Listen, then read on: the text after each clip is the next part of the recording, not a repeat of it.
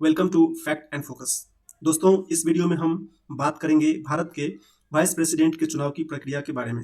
एक ऐसा विषय जो न केवल संविधान की गहराई को दर्शाता है, बल्कि हाल ही में जगदीप धनखड़ के इस्तीफा के बाद और भी चर्चा में आ गया है। इलेक्शन कमीशन ने घोषणा की है कि उपराष्ट्रपति पद के लिए चुनाव 9 सितंबर को होंगे। यह चुनाव इसलिए महत्वपूर्ण है क्योंकि उपराष्ट्रपति भारत का सेकेंड हाईएस्ट कॉन्स्टिट्यूशनल ऑफिस होता है और वह राज्यसभा का एक्स ऑफिशियो चेयरपर्सन भी होते हैं। तो आइए वीडियो स्टार्ट करते हैं। Election of vice president. Election commission ने घोषणा की है कि वाइस प्रेसिडेंट पद के लिए चुनाव 9 सितंबर को होंगे। यह पद जगदीप धनखड़ के रेजिग्नेशन देने के कारण रिक्त हुआ। उन्होंने 21 जुलाई को पद त्याग दिया। जगदीप धनखड़ ने अगस्त 22 में भारत के 14वें वाइस प्रेसिडेंट के रूप में कार्यभार संभाला था। वे भारत के इतिहास में सिर्फ तीसरे उपराष्ट्रपति हैं जिन्होंने कार्यकाल पूरा होने से पहले इस्तीफा दिया है। इसके पहले वी गिरी और आर वेंकट रमन ने ऐसा किया था। अबाउट वाइस प्रेसिडेंट, जानते हैं वाइस प्रेसिडेंट के बारे में। यह भारत में उपराष्ट्रपति देश का दूसरा सर्वोच्च संवैधानिक पद होता है। अगर इनके कार्यकाल की बात करें तो उपराष्ट्रपति का कार्यकाल 5 वर्ष का होता है, लेकिन कार्यकाल समाप्त होने के बाद भी वे पद पर बने रह सकते हैं जब तक कि उनका सक्सेसर पदभार ग्रहण नहीं कर लेता। अगर बात करें इनके इस्तीफा की तो उपराष्ट्रपति अपना इस्तीफा प्रेसिडेंट को सौंप सकते हैं, लेकिन इस्तीफा स्वीकार होने के दिन से प्रभावी होता है। अगर रिमूवल की बात करें तो उपराष्ट्रपति को काउंसिल ऑफ स्टेट यानी राज्यसभा के सदस्यों के बहुमत द्वारा प्रस्ताव पारित करके हटाया जा सकता है। यह प्रस्ताव तब तक प्रभावी नहीं होता जब तक उसे हाउस ऑफ पीपल यानी कि लोकसभा की स्वीकृति नहीं मिलती। प्रस्ताव लाने से पहले कम से कम 14 दिन की पूर्व सूचना देना अनिवार्य होता है।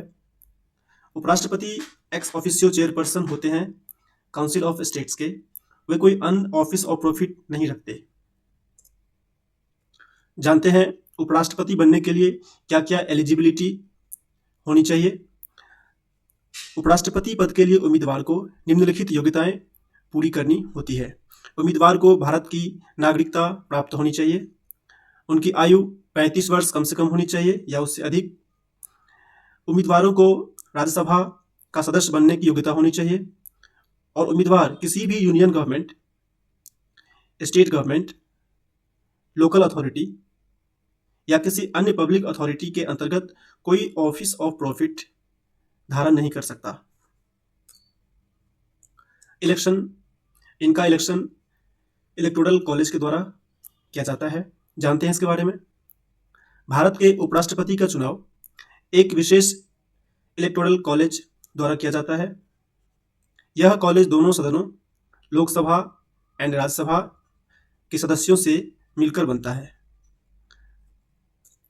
इसमें शामिल होते हैं elected members of Rajya Sabha, nominated members of Rajya Sabha और इलेक्टेड मेंबर्स ऑफ लोकसभा। यह प्रक्रिया सीक्रेट बैलेट और सिंगल ट्रांसफरेबल वोट सिस्टम के माध्यम से होती है। उपराष्ट्रपति के चुनाव में स्टेट लेजिस्लेटिव असेंबली के सदस्य भाग नहीं लेते।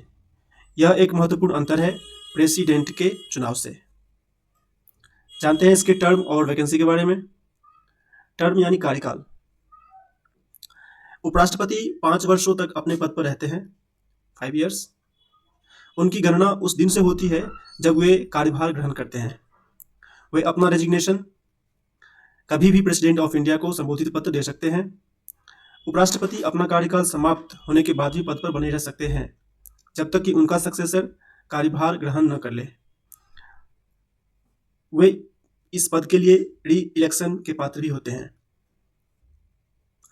उपराष्ट्रपति का पद निम्नलिखित कारणों से रिक्त हो सकता है, जैसे कि on the expiry of his tenure of 5 years, उनके कार्यकाल की समाप्ति होने पर, या फिर इस्तीफा देने से, या फिर किसी भी कारण से उनको रिमूव कर दिया जाता है, या अगर उनकी मृत्यु हो गई। इस सब के अलावा कुछ और भी कारण होते हैं, जैसे कि वे डिस्क्वालीफाइड हो जाएं या उनका इलेक्शन वॉइड डिक्लेयर कर दिया जाए। यदि पद रिक्त हो जाता है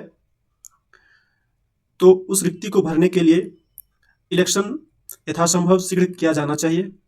प्रेसिडेंट के मामले में यह 6 मंथ्स के भीतर अनिवार्य होता है। ये कुछ आर्टिकल हैं वाइस प्रेसिडेंट से रिलेटेड, आप लोग पढ़ लीजिएगा इसे। Thank you for watching. जय हिंद।